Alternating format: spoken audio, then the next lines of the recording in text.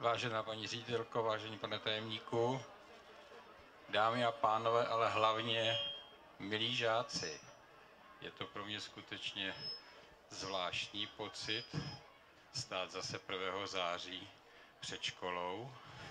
Nedělal jsem to už půl století. Je to pro mě zvláštní pocit potkat tu prvňáčky, které jsem přivedl na svět. Je to pro mě zvláštní pocit stát vedle paní ředitelky, kterou pamatuju jako malou holčičku. A je to o tom, že prostě začíná ten den, kdy všichni začínáme stárnout. Chození do školy znamená začít stárnout. Primátor hlavního města Prahy Bohuslav Svoboda v první školní den navštívil některé ze základních škol v metropoli, aby podpořil pražské prvňáčky. V 8 hodin začal v základní škole Kladská. Škola v Kladské je mimořádně kvalitní škola. Škola, která už ty prvňáčky začíná učit cizí jazyky, což, jak víte, bylo v našem volebním programu. Čili z tohoto pohledu je to škola, která je pro nás příkladná. Je to škola, jejíž absolventi jsou skutečně velmi úspěšní, jak v aplikaci na střední školy, tak při přijímačkách na školy vysoké. A my chceme do budoucna dělat vlastně vyhodnocování škol a prezentovat pořadí škol podle toho, jakou kvalitu mají. A tato škola v Kladské je příkladem toho, co bychom chtěli dosáhnout. Pražský primátor při pohledu na prvňáčky zavzpomínal i na svá raná léta na základní škole. Já si to samozřejmě pamatuju. Já jsem člověk zvláštní, já jsem chodil do první třídy 2krát.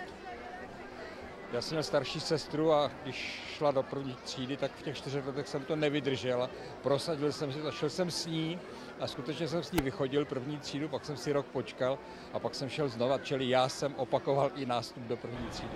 Druhou školu, kterou primátor navštívil, byla základní škola, mateřská škola a gymnázium pro sluchově postižené. To je naprosto mimořádná škola, která vlastně vychovává děti od mateřské školy až po gymnázium. Vychovává děti sluchově postižené s těmi nejzávažnějšími sluchovými vadami a je to škola, která je učí řeči. Tady se nepoužívá znaková řeč, ty děti prostě v průběhu toho studia té školy se za pomocí techniky a výuky naučí hovořit, naučí se odezírat, samozřejmě mají pomůcky, sluchové pomůcky, které jim to usnadňují.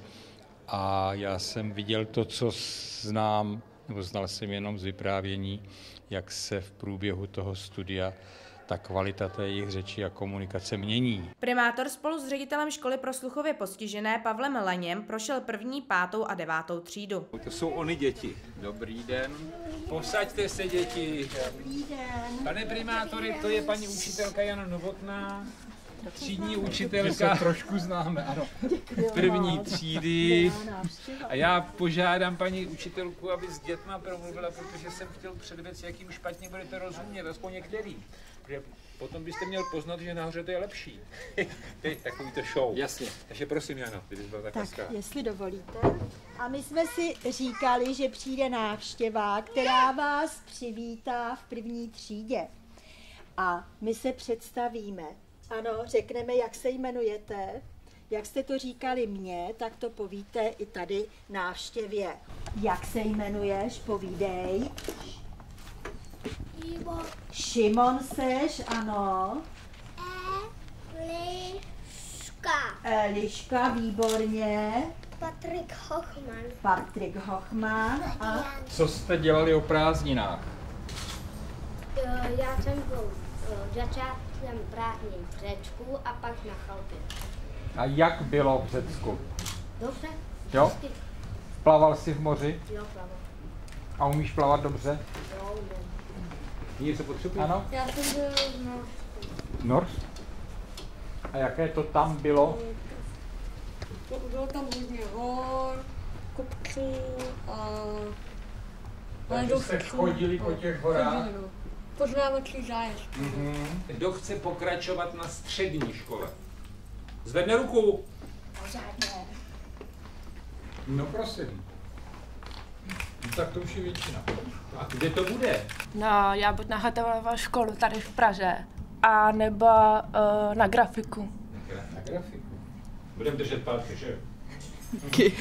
A co primátor Bohuslav Svoboda přeje pražským prvňáčkům? Pražským prvňáčkům popřeji, aby to, že ztrácejí určitou svobodu, bylo vyváženo tím, že se jim bude ve škole dobře dařit, dobře učit, že budou mít vynikající a hodné učitele a učitelky a že prostě nebudou litovat toho, že skončilo to dětství v tom pravém slova smyslu a že jsou ve škole.